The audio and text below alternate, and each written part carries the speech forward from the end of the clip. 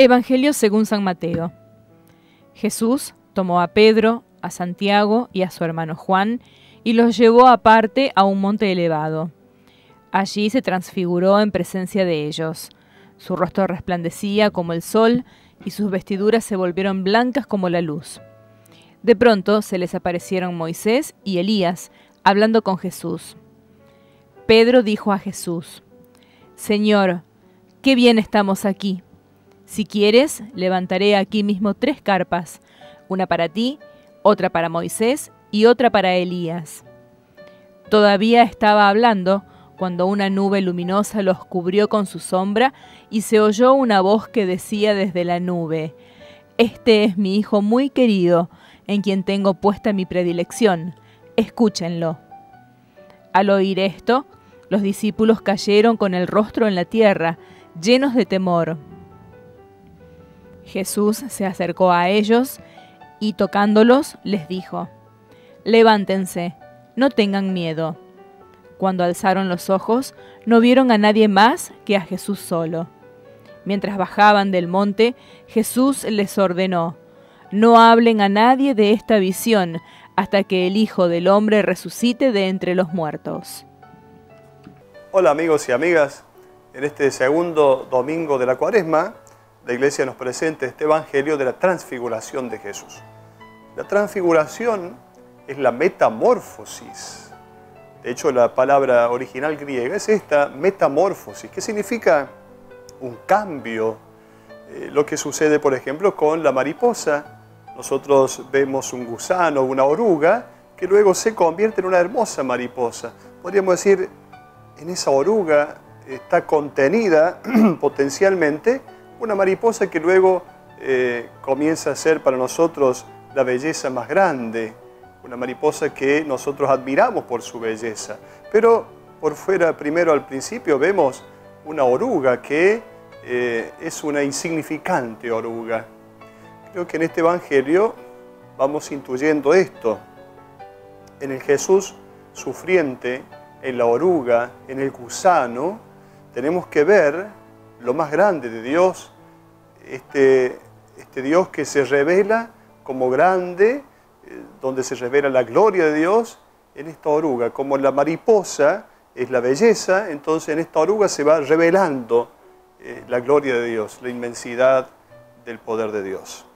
Vamos al texto entonces para que, desglosando el mensaje bíblico, podamos llevarlo a nuestro corazón y entonces sea palabra de vida para cada uno de nosotros.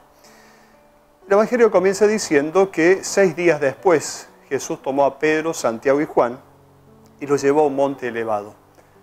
Lamentablemente en nuestras traducciones, en la proclamación litúrgica, no está esta expresión 6 días después, pero si vamos al texto original dice ciertamente 6 días después. ¿6 días después de qué? 6 días después de que Jesús les pregunta a sus discípulos: ¿ustedes quién dicen que soy yo? Y Pedro va a decir: tú eres el Mesías, el Hijo de Dios. En ese momento, Pedro, podríamos decir, se anota un poroto. Jesús quiere revelarle su identidad. Y entonces Pedro acierta diciendo: tú eres el Mesías, el Hijo de Dios viviente. Luego Jesús continúa revelándoles esta identidad de Mesías y entonces está el anuncio de la pasión.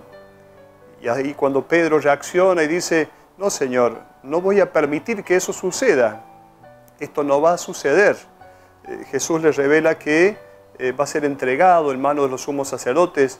Pedro se convierte en un obstáculo y entonces ahí cuando Jesús le dice: apártate, ve detrás de mí, Satanás. Jesús va entonces revelándoles esta identidad. Quiere dar a conocer a sus discípulos quién es Él. Quiere darse a conocer plenamente a sus discípulos. El texto comienza entonces con esto. El lugar evidentemente no lo sabemos, pero tenemos que ya saber que no es un relato de una crónica, no se trata de una crónica, no es un acontecimiento que haya sucedido.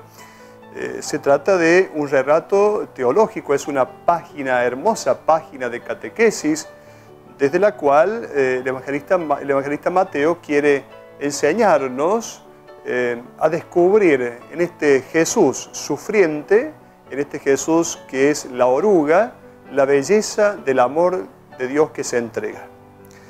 Por lo tanto, la tradición ha sostenido esto de que el monte Tabor sería el lugar en el cual se dio la transfiguración.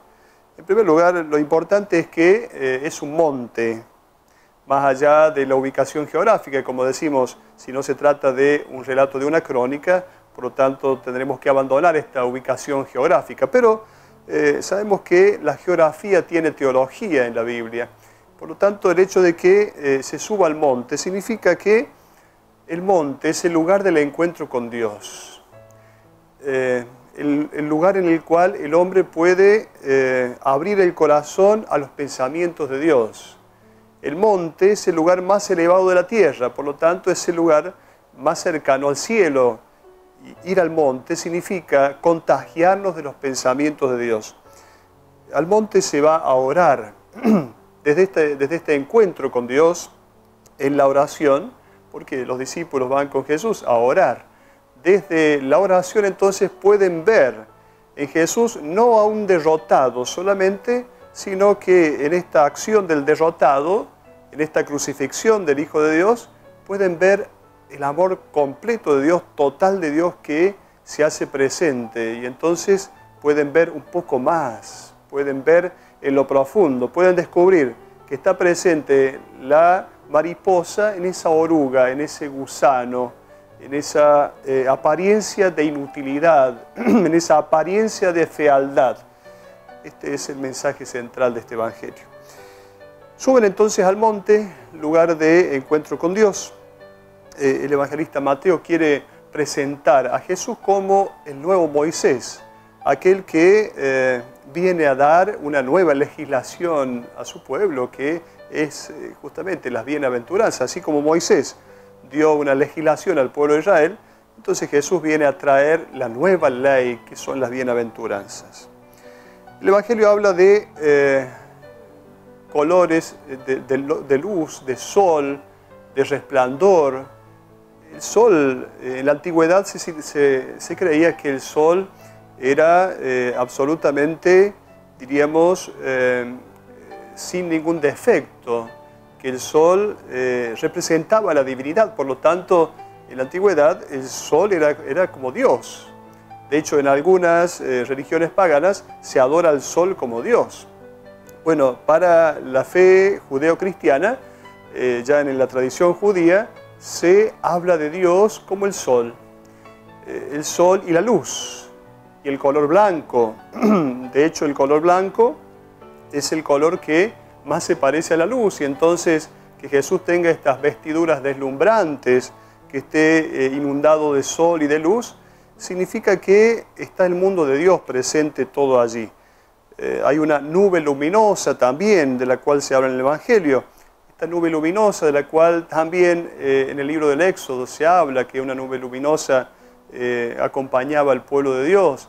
Esta nube significa la presencia de Dios. Es la presencia de Dios que lo envuelve todo.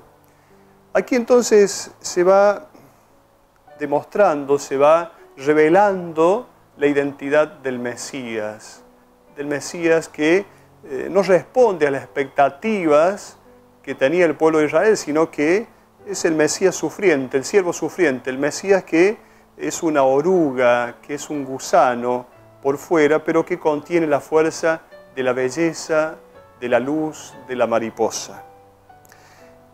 Este es el Hijo, escúchenlo, este es mi Hijo muy querido, escúchenlo. Aquí podemos ligar muy bien el relato de la transfiguración con el relato del bautismo. En otro lugar donde aparece esta expresión, este es mi Hijo muy querido, escúchenlo, es también allá en el relato del bautismo de Jesús, cuando Juan se resiste a bautizar a Jesús, porque Juan no supone que Jesús tenga que estar en la fila de los pecadores, pero es ahí donde entonces Jesús, puesto en la fila de los pecadores, diríamos en esta expresión de la oruga, de lo insignificante, de lo hasta repugnante, en eso se revela el Hijo de Dios. Ahí se revela el Hijo de Dios. Y por eso entonces podemos tranquilamente conectar estos dos relatos de la transfiguración y del bautismo de Jesús. El bautismo, podríamos decir que Jesús se sumerge hasta el lugar de los pecadores, pero Jesús que se sumerge en ese lugar de los pecadores es al mismo tiempo aquel que revela la identidad de Hijo de Dios. Es una nueva identidad que no responde entonces a las expectativas mesiánicas del pueblo de Israel. El texto continúa diciendo que Pedro, ante todo esto, dice: hagamos 3 carpas, una para ti, otra para Moisés, otra para Elías. Pedro pretende perpetuar esta experiencia mística, pero bueno, luego sabemos que desde esta experiencia mística hay que bajar de nuevo al llano. Ha sido un encuentro espiritual, un encuentro en el cual se ha tocado a Dios con las manos de alguna manera, pero luego hay que descender, hay que volver al trabajo cotidiano. No podemos todo el momento estar en esto de, podríamos decir, experiencia mística y entonces querer detenernos y querer perpetuar ese momento. Tenemos que bajar al llano y servir a los hermanos. Estas 3 carpas, una para ti, otra para Moisés, otra para Elías, se ponen a la misma altura. Pedro pone a la misma altura los 3 personajes, Jesús, Moisés y Elías. No se da cuenta de que Moisés y Elías son personajes provisorios, pero que finalmente Jesús es aquel que es la propuesta de hombre nuevo para una nueva humanidad.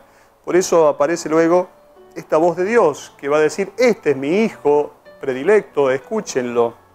Y entonces se va a marcar la diferencia entre Moisés y Elías y Jesús. Estos 2 personajes, Moisés y Elías, que representan el Antiguo Testamento, van a desaparecer de escena. Ya cuando los discípulos abren los ojos, elevan los ojos, estos personajes ya no están.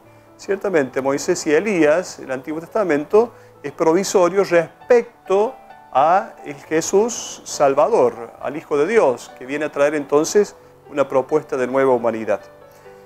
Se trata de una experiencia en la cual los discípulos se adentraron en esta identidad de Jesús y entonces quedaron atrapados por esta identidad de Jesús. Van ellos paulatinamente queriendo meterse en esta identidad de Jesús. Bueno, también nosotros tenemos que, desde la oración, mirar a Jesús con los ojos de Dios. Si nosotros vemos a Jesús crucificado, entonces decimos: este es un derrotado. Si vemos a Jesús sirviendo a los demás, decimos: este es un perdedor. Esta es la visión externa, pero tenemos que mirar más adentro. Esta es, podríamos decir, la oruga, la mirada superficial. Desde la oración y solo desde la oración, desde subir a la montaña para el encuentro con Dios, podremos ver que en ese servidor, en ese Hijo de Dios crucificado, se encuentra justamente el Hijo de Dios glorificado, se encuentra la gloria de Dios.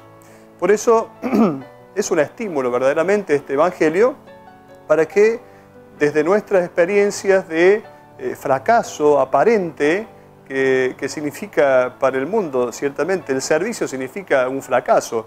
El que está al servicio de los demás, este es un fracasado, este es un derrotado, este es alguien que ha perdido.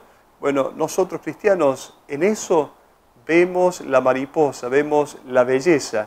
Ahí encontramos la luz verdadera. Hasta la próxima.